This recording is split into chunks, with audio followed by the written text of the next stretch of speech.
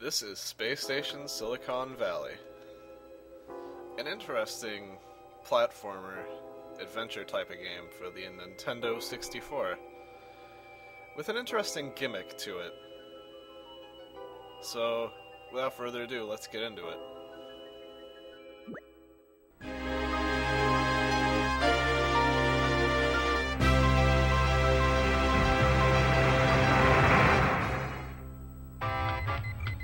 Operator, big terminal locked.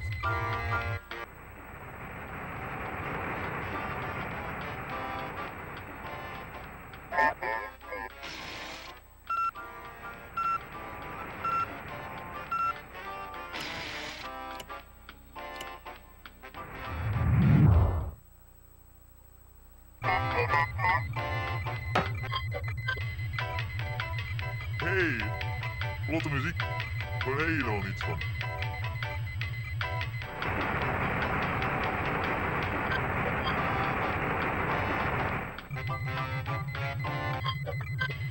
Blijf eraf.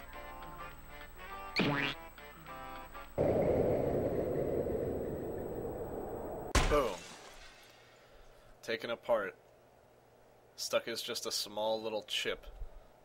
We take control of Evo in our goal to recollect the parts of our body. But since we're left without a body, we might as well take this one.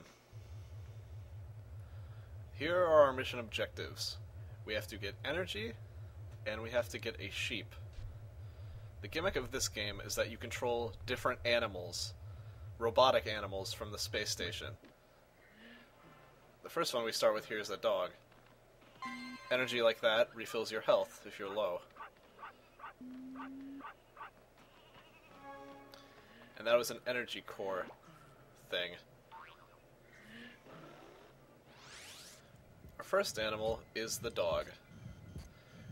It's a simple animal which can move around, jump, and bite. It also has good water resistance, which means that it has the ability to swim. Some animals will not have the ability to swim, and they will take damage from it. Or just simply sink in the water. The second animal that we get is the sheep. You press R to transfer to different animals once they're dead. Now the sheep does not have the ability to attack. If you press B with it, it simply goes ba. Ba. But it has a floatier hop, so if you hold down the jump button, you will be able to hover, essentially.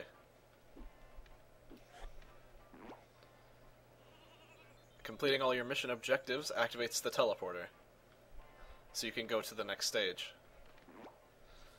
But we're not quite done here yet. Right here what I'm doing is I'm switching back and forth between the animals in order to... well, you'll see. I'll explain more in detail what I'm gaining from this once it actually becomes apparent.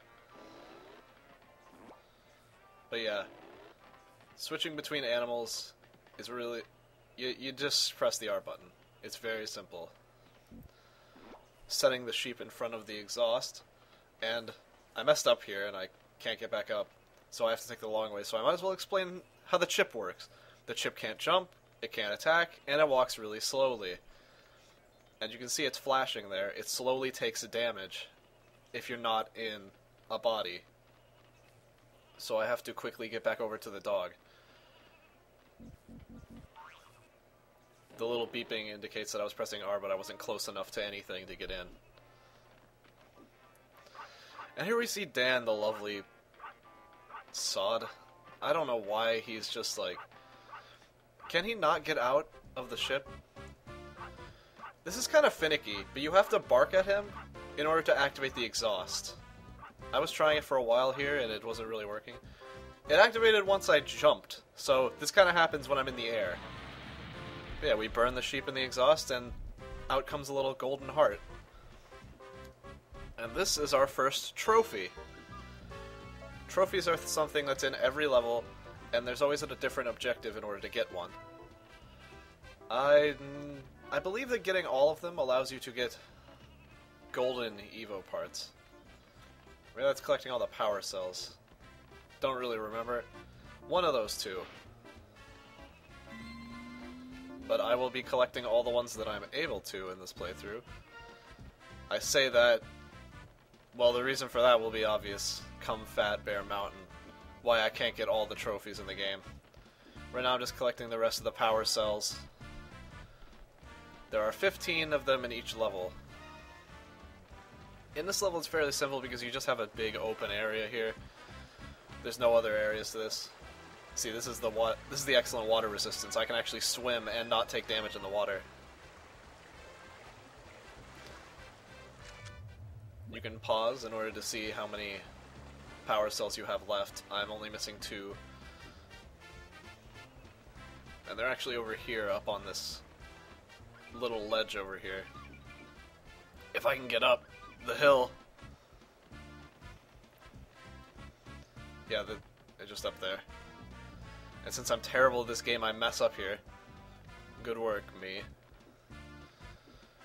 But it's okay, it's not that hard. A lot more difficult platforming will be happening in the future. That little jingle tells you that you've gotten all the power cells. When you're not near an enemy with the dog, pressing B will just make him bark. But if you're next to an enemy, he'll take a bite out of him. You can check your mission briefs at any time by pausing. We got the energy, we got the sheep, so now we're done with the first stage. So we just go in the teleporter, and we are done. And Dan congratulates us. Such enthusiasm. Very important. So yeah, that was the smashing start. We got the trophy and we got all 15 power cells. So next time we will be doing Have a Nice Day. But that's not all there is to this video. So the version of the game that I'm playing is the Nintendo 64 version, of course. The game was also on the PlayStation under the name Evo Space Adventures. But there was one more version of the game released. And guess what that one was for?